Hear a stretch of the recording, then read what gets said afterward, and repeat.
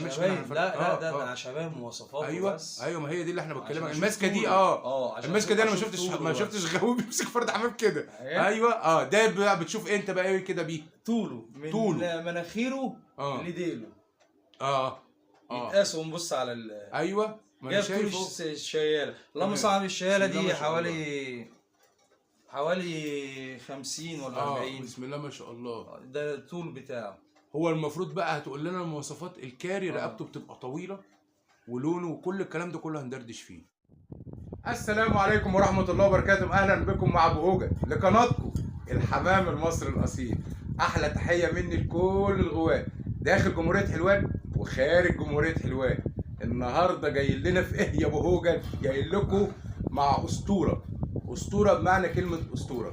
محمد علي درويش حلواني، واخونا محمود. بسم الله ما شاء الله. محمد علي درويش يا جماعه ماسك باب انجليش كاري، حاجه بسم الله ما شاء الله. شرف لحلوان وشرف للقاهره كلها وشرف لمصر كلها. فهنخش نشوف الراجل ده ماسك الباب ده بقاله كام سنه، بيفرخ ازاي، ويعني ايه انجليش كاري، وكل الكلام ده كله هنتكلم معاه. لان بصراحه احنا عنده النهارده في البيت في الانتريه قلبناها سوق الجمعه، معرض. بسم الله ما شاء الله. الراجل بجد كريم في كل حاجه. الراجل مرحب بينا ومرحب بالقناه بتاعت ابو هوجة. قال لي ابو هوجة تعالى لي بعد اذنك طالما انت حلواني، تعالى لي حلواني نشوف الدنيا فين. وهو ده التميز. دور على الكنوز اللي موجوده في قلب منطقتك، والله ربنا هيكرمك هتلاقي. محمد علي النهارده بالنسبه لي رزق، والشيخ محمد علي في الزواجل رزق من عند الله، والشيخ شريف رزق من عند الله. وان شاء الله بامر الله كل الانفراد وكل التميز كله هتلاقيه على قناتكم انتوا، قناه الحمام المصري الاصيل. سوق البدرشين كان سبق اول مره يطلع على اليوتيوب على قناتكم انتوا. سوق امريكا بتاع الحمام حسن اخونا الله يبارك له سافر من ولايه لولايه، سافر 4 ساعات رايح و4 ساعات جاي لاجل يصور لكم ال10 دقايق بتوع السوق. ولسه اللي جاي ان شاء الله في مفاجآت كتيره قوي على القناه بتاعتكم. هو ده من وجهه نظر التميز، هو ده النجاح، هو ده الانفراد. اللي انت تدور اول حاجه على اولاد منطقتك وشوف فيها الكنوز ايه. احنا بنتكلم عن الحمام، وان شاء الله بامر الله احلى حمام واحلى ناس هتلاقيها على قناتكم انتوا. احلى مليون مسا على كل الحلوانيه. وده انا قلت لكم الرقم بتاعي متثبت على الواتس، ناس كتير قوي تفاعلت معايا عليه. وان شاء الله بامر الله اللي جاي هيبقى احسن. انتظرونا ان شاء الله. كل سنه وانتم طيبين بمناسبه رمضان. مش عاوز اطول عليكم كتير. عاوزين نشوف محمد علي درويش مربي ايه، بقاله كام سنه في الهوايه، الحمام اللي عنده، وايه الفرجه اللي هيعملها لنا النهارده. وزي ما انا قلت لكم احنا النهارده في الانتريه عنده قلب لنا الانتريه بتاعهم مجرد سوق الجمعه. ادي اهو بيت مصر عاديه، بيت مصر اصيل. اخونا علي محمد علي بسم الله ما شاء الله عامل لنا احلى فرجه للحمام بتاعه. الاول نخش عليه كده ونقول له السلام عليكم. وعليكم السلام. ازيك يا محمد عامل ايه؟ الله يخليك. ايه الاخبار يا باشا؟ تمام الحمد لله. الدنيا عامله ايه معاك؟ ماشي يا الله يبارك لك ويعزك ويبارك فيك. الله يبارك لك. متشكرين يا باشا على ذوقك. الاول حاجه انت راجل محترم وراجل غاوي، وبسم الله ما شاء الله عليك راجل فهمان وبتحب الانجليش كيك ولا انجليش ايه؟ كارير. ايه انت بقى هتعرف لنا بصراحه. يعني انا عن نفسي اللي فاهم برضو بيريح، واللي مش فاهم برضو يقول انا مش فاهم. بالبلدي كده اسمه انجليش كاري عشان بس ما حدش. انجليش كاري عشان تبقى سهله بس الناس العاديه ما يتعبش. الكاري كلمه تمام معروفه. تمام. ده اكل بيتحط. تمام. انجليش كاري على طول عشان بس هو كارير. عشان بس تبقى العمليه واضحه عشان ما حدش يقول لك ده مش عارف اسمه. لا كارير بس تمام. هو عادي بالنسبه لنا احنا يقول لك انجليش كاري فعادي تمشي مفيش مشاكل يعني. تمام. في منه كارير وفي منه اللي هو من غير خنشره. وهنا في مصر بيقولوا عليه انجليش كارير مصري. هات السلاجه دي يا محمود. على دي على دي. تمام. طب احنا الاول دخلت علينا كده ونسيت تمسي على حبايبنا ومس عليهم بقى كده يا باشا. واخد بالك مس على حبايبنا كده. عم ابوه الله يبارك. اهم حاجه عندنا ايه؟ ايوه سر النجاح بتاعنا الابتسامه. عشان انت بصراحه راجل محترم. الله يعزك ويبارك فيك يا محمد. خلي الناس كلها تلبس. الله يبارك لك. الله يخليك يا محمد. والناس كلها ورمضان داخل انا مبسوط ان انا عملته قبل رمضان. كل سنه وانت طيب. كل سنه والناس طيبين. فهمت ان انا بتكلم ايوه كل سنه وانت طيب. ويا رب دايما الناس في سعاده. ايوه. ويهدي البلد من كورونا عشان برضك يا رب يا رب يا رب. اللي جاي يبقى احسن ان شاء الله. ان شاء الله. غيرها اهم، بس برضك في كل المجالات. العالم كله يا اخويا محمد اقسم بالله فيها ازمه. الموضوع كبير يا محمد، موضوع كبير جدا. تمام. هي دي اللي احنا بنقولها. بس برضه الغاوي عملنا ايه؟ ايوه. الغاوي عملنا السوق ايوه. عشان نتكلم. بس معلش غلط، وناس كتيره قوي دخلت معايا في 4 اسواق من ساعات الحظر قالوا لي اللي وقفنا حاجه واحده، قالوا لي خاف على عيالك وخاف على عيال ولاد الغوايه اللي عندك. لو انت نقلت المرض من بره عيالك هم اللي هيتضروا. ده اكيد. ولا انا غلطان في دي؟ مشكله وخلي بالك صح، يعني هم هاجموني. هم هاجموني، وفي كومنتات، في ناس مهذبه دخلت برضو ادتني كلمتين في العظم بس هم معاهم حق. وفي ناس برضو كانت برضو بتتكلم بطريقه مش، بس برضو معاهم حق. بس الاول علميا ان انت ممكن كل يوم الصبح اول ما تصحى من النوم 10 ثواني تكتم نفسك. تمام. مفيش اي اعراض، يبقى انت تمام الحمد لله. حلو. بس هو احنا حتى بنقول في الحمام يعني احنا طالما غواه بنتكلم بقى من الحمام. ايوه. بدل ما فرد الحمام عندنا بيمرض بنقول ايه؟ الوقايه خير من العلاج. صح. فهو دي الفكره كلها. بس العلاج ده هيبقى مين؟ والضرر ده هيبقى مين؟ هيبقى اولادك اللي في البيت، الاطفال اللي عندك، هتبقى زوجتك ما ذنبهمش حاجه. ولا انا غلطان في كده؟ فهي السوق دي بالنسبه لي، معلش انا اسف تاني مره، دي غلطه يا محمد والله، دي غلطه بالنسبه لي. والغلطه الله يبارك لك يا باشا. النهارده عشان حلوان وفشل الزواج. الله ينور عليك. احنا عندنا عظم طويل. طب بقى واحد الله كده معانا، انا عاوزك النهارده تاخد راحتك خالص. واسكندريه، ولو حتى ما نزل السوق يبقى قليل قوي. تمام. فيعني هو ده اللي احنا عايزين برضو نتكلم فيه. الله يبارك لك. اللي انت عايزه. الله يبارك لك. الاول بقى كده احنا مسينا على حبايبنا، صح كده؟ احلى مليون مسا على اي حد من جمهوريه حلوان وخارج جمهوريه حلوان، صح كده؟ مين محمد درويش؟ قول اسم حضرتك ومكانك فين، وعرف نفسك لحبايبنا اللي على القناه. انا اسمي محمد علي محمد درويش. تمام. قاعد في حلوان البلد. حلوان البلد. تمام. حلوان بلدنا. تمام. كنت في عرب غنيم. تمام. كنت بطير من بين السكتين في عرب غنيم. تمام. جنب ناس هناك في بين السكتين ومن بلكونه. تمام. كنت بطير 30 حمام ابو. بسم الله ما شاء الله. تمام. دي بدايتي، كنت عيل صغير. تمام. يعني انت كده مثلا سنة. يعني انت في الغوايه كده بقالك 20 سنه. بس قبلها البلد غوايه. بلدي كان انا عندي بالظبط 34 سنه، مواليد 86 شهر 8 الجاي عندي 34. تمام. وانا عندي 6 سنين كان عندي بلدي. تمام. يعني 28 سنه، بس غوايه دخلت في 20 سنه.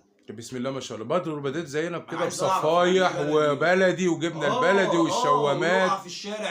ايوه. انا كنت اول فرد حمام اجيبه وانا صغير، كنت جايبه في سنه 8 ابتدائي، كنت بربط فرد الحمام بحبل كده وبجري بيه وكنت بجري بيه، واخد بالك؟ فمش عاوزه يطير يقع في الشارع، فبربطه بحبل برضه الاقيه وقع برضه. انت فاهمني ازاي؟ دلدل نفسه. فهي دي التسلسل بتاعت اي غاوي. ايوه. طب ما انا عملتها في البلكونه. يعني انت بديت في الاول خالص من 20 سنه في البلكونه. تمام. وصلت بقى دلوقتي بسم الله ما شاء الله في باب انت حبه، باب انت بتعشقه. انا بتكلم معاك قبل التصوير وقبل القناه وانا اعرف محمد درويش بتعشق حاجه اسمها كاري.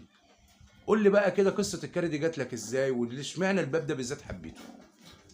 انا اول ما عرفت الكاري جبت فرد، اللهم صل على رسول الله عليه الصلاه والسلام. جبت فرد من السوق زغلول. تمام. جبته بحوالي 100 جنيه. تمام. ايوه. لقيته مع واحد من المنصوره. في السيده عيشه. تمام.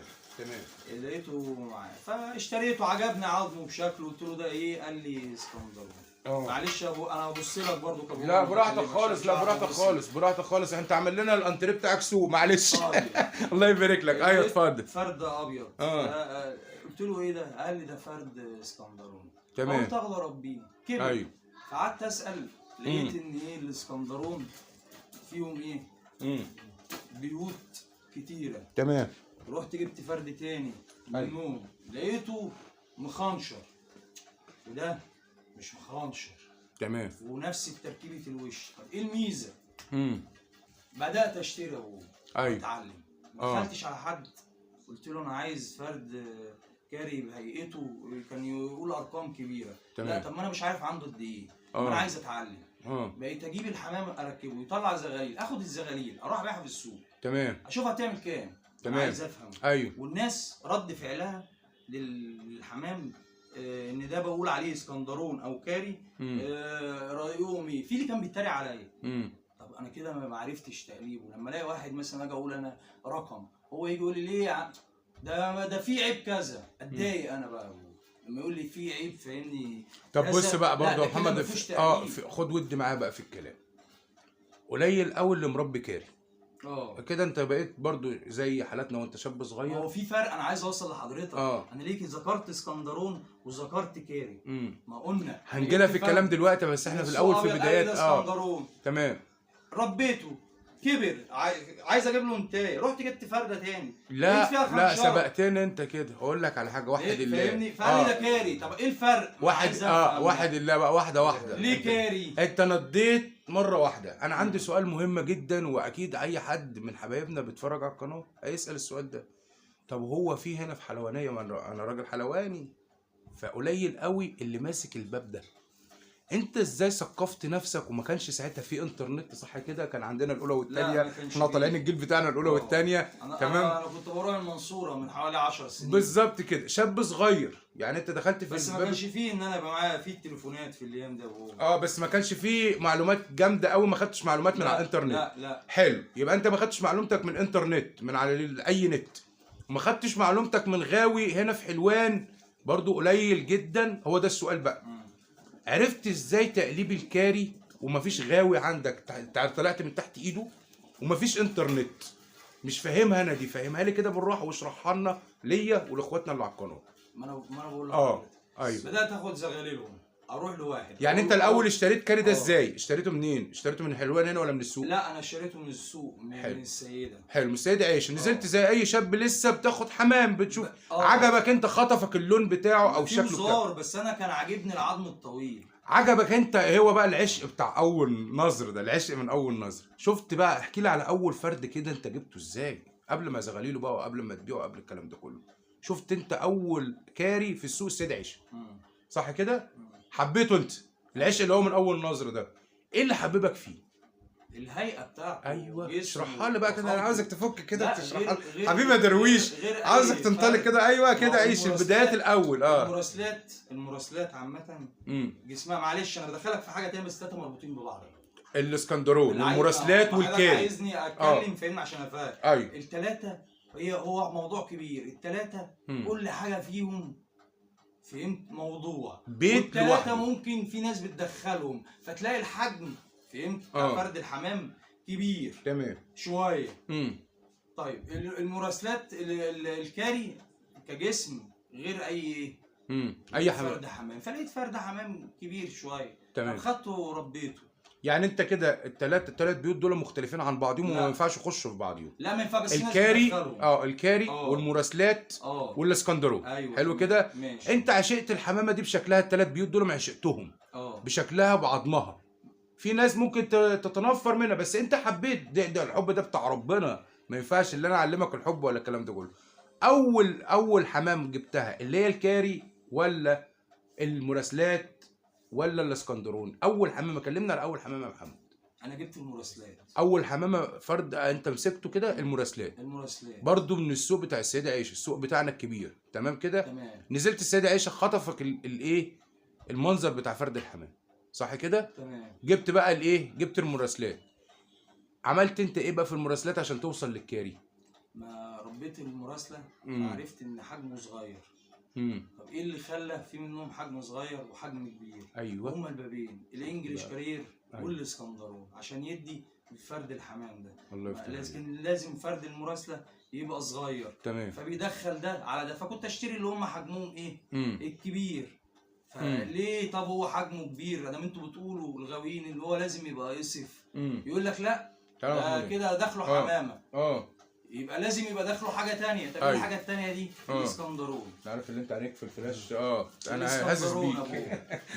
الاسكندرون هو اللي يخش على فيدي بس المنظر بعد. يعني الثلاث بيوت يخشوا على بعض وبس البزراميط. مش حمامه ليها قيمه. ايوه، ما تلخبطش الدنيا على بعضيها، صح كده؟ ايوه، مش هيدي حمامه ليها قيمه. تمام. ما فيهاش اي قيمه، ما فيهاش مواصفات فرد حمام. بالظبط كده. فسبت المراسلات ورحت مركز في الاسكندرون ومربي اسكندرون. جبت تفتكر اول قص جبته منين؟ طبعا من السوق السيد عيشه. جبته بكام لو تفتكر؟ كاري كاري. كنت جايبهم ب 300 جنيه. ايوه شفت الابتسامه دي، بص افرجك، هي دي اللي انا عاوزها، بص 8 سنين هي دي اللي انا عاوزها. ايوه رجعت من 8 سنين العشق بتاعك. من محل ابو علي. من 8 سنين. تمام، من المنصوره. محل ابو علي. وايه اللي وداك المنصوره يا اخويا؟ ما هو الراجل أيوة. اللي انا اشتريت منه الفرد في السوق الزغلول اللي قال لي ده اسكندرو. حلو. لما كبر لابس دبلته. حلو. ايوه الدبلة. هي بص بقى دي اللي انا عاوزها. اتصلت بيه. ايوه. ساعات ما كانش فيه في السيده ما فيش حمام من ده بينزل كتير فعلا قليل. الاقي فاول ما لقيت معاه اشتريت. انا كنت اشتري اي فرد احس ان هو حلو. تمام. فلما كبر عايز اجيب له ايه؟ نتايه. فاتصلت بيه قلت له الفرد اللي عندي كبر. تمام. انا عايز ايه؟ نتايه. قال لي تجيلي. يعني انت اشتريته منه زغلول؟ في السوق. بكام بقى الزغلول ده لو تفتكر؟ كنت جايبه ب 80 جنيه. 80 جنيه. حلو. الزغلول ده هو اللي حببك في الكام؟ هو اللي حببني في السلالة. انا رحت للراجل المنصورة. اكيد طبعا. انا خدت معايا واحد زميلنا في راجل اسمه طارق هريدي، طارق عبد الحميد، عنده عش هناك في شارع الابل. خدته معايا المنصورة بحق لا اله الا الله يا ابو. ساد. لا انت بتحلف لي ليه؟ والله العظيم احنا غوامه جنين. انا عارف جوه حمام دول بيبقى فيهم حاجه كده مش مظبوطه جنان. فيعني يا رب ان انا ما بقاش. رحت بقى المنصورة، خدت الراجل ده ورحت المنصورة. رحت المنصورة محل ابو علي. كنت اتصلت بيه الاول بالدبله. قلت له ايه بقى؟ قلت له انا عايز اشيلي نتايه للذكر، كان ذكر ابيض كبر بقى ذكر ابيض. تمام. عايز اشيله نتايه. قال لي تعالى لي. رحت هناك فبيقول لي نتي فهمت الفرد الحمام ده مش حلو قوي. اما كل ما اقول له نتايه يقول لي دي غاليه. نتايه غاليه خد زغاليل. ليه ما نتايه غاليه؟ يقول لي لا اصل هو مش تقليب قوي عشان تاخد له نتايه غاليه. طب ليه يا عم مش تقليب؟ ما انا عايز افهم ايه الفرق. ايوه. قال لي لا ما هو ده اسمه اسكندرون على كاري. فهمت القصد؟ ايوه. يعني اهالي الذكر اللي انا الزغلول اللي انا واخده اسكندرون على كاري. فادى اللاويه بتاعت الاسكندرون بس بخنشره الكاري. تمام. بس ما عجبكش انت التركيبه دي؟ ايه؟ قلت عاوز لوحده، الباب ده لوحده، الكاري لوحده. قلت له عايز نتايه. قال لي غاليه. قال لي 500 جنيه و 700 جنيه. تمام. انت جاي له بقى من حلوان للمنصوره. خلاص اخد زغاليل. وريني بقى من الزغاليل والله العظيم 3. وريني من الزغاليل اللي انت بتقول عليها كاري. تمام. جابهم لي. لقيتهم زي الزغاليل دي. تمام. خلاص زي الزغاليل دي في الشكل. تمام. وهم صغيرين. تمام. طبعا التاني كان داخله عظم عريض وتقليب غير التقليب. فقلت له خلاص انا اشتريهم بكام؟ قال لي 300 جنيه. قلت له خدهم مني. تمام. خدت الايه الزغلولين. جيت كبروا مات واحد وفضل واحد طلعوا تقليب بس. نزلت مصر لقيت واحد. اقول على اسامي ابو جن؟ لا بتفضل. لا اتفضل. ايوه احنا ما بنغلطش في حد. احنا طالما فادنا في حاجه ما نعلمنا حرفا يا اخي. بصراحه انا بقول لك انت علمت نفسك ازاي. كان الجيل ما كانش فيه انترنت مثلا قوي وما كانش فيه غوايه هنا عندنا في حلوان. حبيت حاجه انا فاهمني بصراحه لقيتها في مصر وفادتني. بس انت عارف يا درويش انت غير لسبب واحد. انت حابب باب ناس قليل قوي عند ناس كتير. يعني قليل عند ناس كتير. فانا عاوز اعرف انت ثقفت نفسك ازاي وعرفت الدنيا ازاي والكلام ده كله. انت غير اي غاوي. خلي بالك طالما انت بتحب حاجه مختلفه فكل حاجه تبقى مختلفه عندك. حتى مربي في حاجه مختلفه. انت مربي فين يا محمد يا درويش؟ في المنور. هو ده يا جدعان محمد درويش اللي احنا بنتكلم فيه. عشق الحمام. عشق الحمام اهو. بسم الله ما شاء الله. بسم الله ما شاء الله. احنا قلبنا السوق الجمعه عندك هنا. مش مشكله. احنا اللي انت عايزه نعمله. الله يبارك لك يا باشا. انت كريم يا محمد. انت اهم حاجه تبقى انت كريم يا محمد اقسم بالله. انت كريم يا محمد والله. الله يبارك لك. لا خلاص انا بس اظبط الديكور. ظبط انت كده الدنيا كلها. الله ينور عليك. دي موضوع حقيقي. تمام. ايوه اتفضل.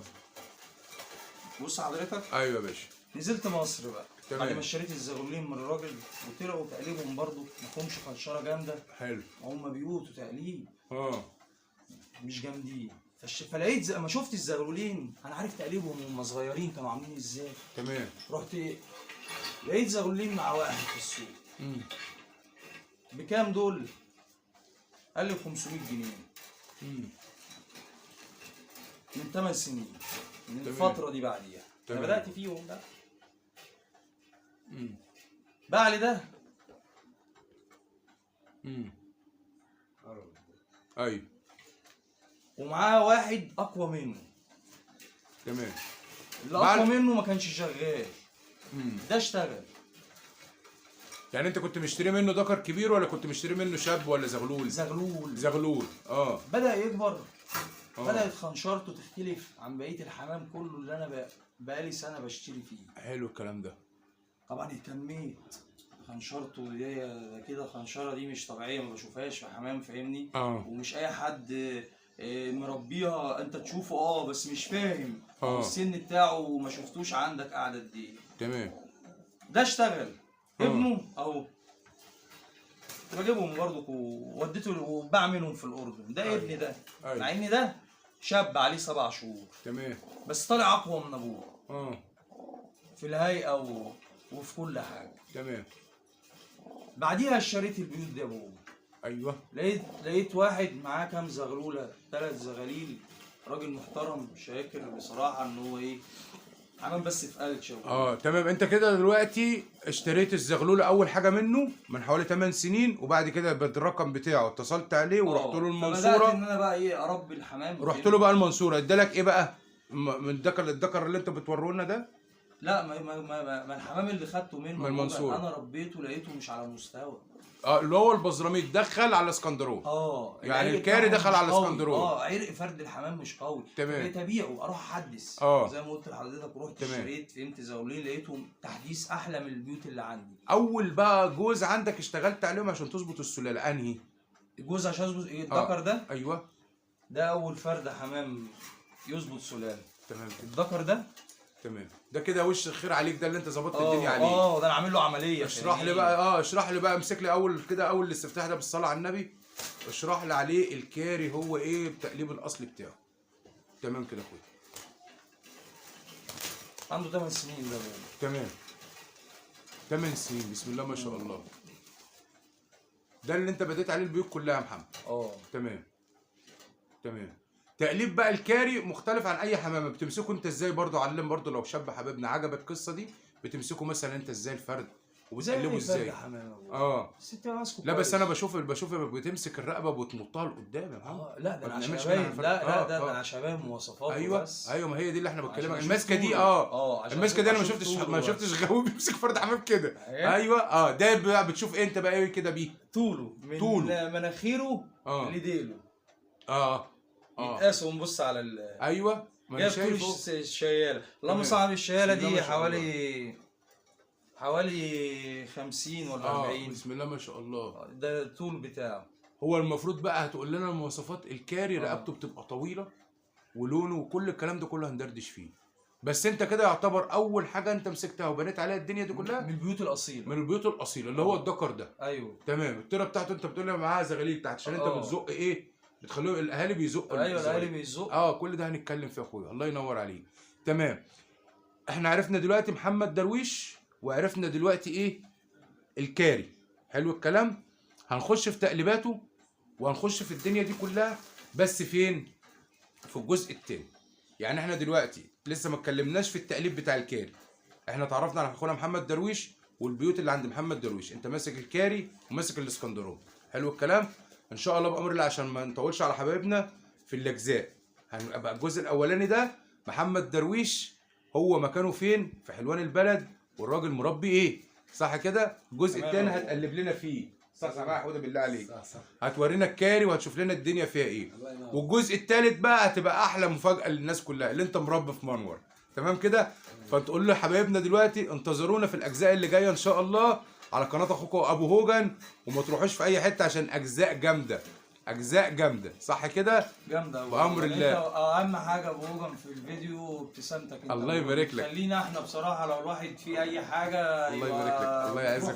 الله يبارك لك. الله يعزك. ربنا يستر عليك. اللهم امين يا رب. ان شاء الله انتظرونا ان شاء الله بامر الله. حلقات قادمه ان شاء الله بامر الله. لا هو على طول بامر الله. الجديد والحصر. الجديد شديد يا باشا. الجديد شديد يا باشا. بص من الاخر كده انت حلواني على راسي يا باشا. ربنا يستر عليك. توعد بقى حبايبنا في الاجزاء بتاعت بكره، الجزء الثاني بتاع بكره، تقليب الاسكندرون وتقليب الكاري واخد بالك، وتورينا تعمل لنا احلى فرجه للحمام اللي عندك. عناية ليك، الله يبارك عناية لك. ليك يا أبو. وبعد ما نعرفنا الحمام ده كله وبسم الله ما شاء الله المستويات دي، هتورينا المكان اللي انت مربي فيه اللي هو المنور، تمام كده؟ فتقول لهم انتظرونا ان شاء الله في الجزء الثاني. محدش إن شاء يقول منور أيوة. وازاي يا باشا الشغل ده ايوه انا اني احبكم في الله. أيوة، يعني أيوة. مش قصة بقى، انا بحبكم أيوة. فمحدش يتضايق مني. ايوه، لا مفيش حد بيتضايق منك، دي افاده. انت بالنسبه لي اقسم بالله كنز. الراجل ده ماسك باب بقاله اكتر أنا من كده 20 كده سنه. معيش نت. ماسك ماشي، ماسك باب بقاله 20 سنه، واخد بالك، ومربي في منور. فانت بالنسبه لي كنز يا محمد، لان انت راجل حلواني اولا، وبعدين سيبك من اي حمام، انت راجل الله يبارك لك، انت شرف والله العظيم اقسم بالله. يا جدعان محمد درويش احلى مليون مسا عليكم ان شاء الله بامر الله. انتظرونا بامر الله في الجزء الثاني، تعريف ان شاء الله بامر الله الكاري، تقليبه ازاي، تقليب الدنيا فيها ايه، واحده واحده مع بعضينا ان شاء الله بامر الله. نحاول ان احنا الانفراد كله والاختلاف كله هتلاقوا على قناتكم انتوا، قناه الحمام المصري الاصيل ان شاء الله بامر الله. اخواتنا وحبايبنا بيقولوا لي ابو هوجن بالله عليك عشان الباقه عاوزين بس الاجزاء كده يبقى 20 30 دقيقه بس، مش عاوزين بتاع الساعه والساعه ونص والكلام ده، مع ان والله العظيم بحاول ان انا الحب والمشاعر اللي هي عند الهواه سواء في السوق ولا بره السوق ولا في اي حته، بحاول ان انا اطلع لكم المشاعر دي، ببقى كاني قاعد معاكم عاوز افرجكم كل حاجه. بس برضو لاخواتنا وحبايبنا طلبهم على العين والراس. فهنكمل ان شاء الله الجزء الثاني بكره، مش هنقعد بعيد ان شاء الله بامر الله. ربنا يدينا طول العمر كده ان شاء الله ويجعلنا من اهل الدنيا، وربنا يستر عليكم وعلى كل الناس. بكره محمد درويش هيورينا تقليب الكاري، تقليب الاسكندرون، وان شاء الله بامر الله في الجزء الثالث والاخير الراجل ده وعامل كل الكلام ده كله مربي فيه. انتظرونا ان شاء الله في الجزء الثاني. احلى من البس عليكم يا رجاله. وما تنساش من تواضع لله رفع. والسلام عليكم ورحمه الله وبركاته. انت بتقف على الكرسي ده؟ المشكله ان هم بيخافوا، الحمام ده جبان جدا. طب ماشي، اقف انت اطلع لهم خير، ما انت اللي هتخش جوه، انا مش عارف انا اخش، انا يا عم هاخد اوضه المنور كده مش هينفع. الرئيس عامه بيبقى معاه حد. تمام، هو بقول لك الحوار كله عشان جسمي بس ايه. تمام على مهلك. يعني انت كده بتطلع على الكرسي ده، بتطلع على الكرسي ده تمام، بتطلع على الكرسي ده كده. محمد اخونا يا جدعان بيطلع على الكرسي.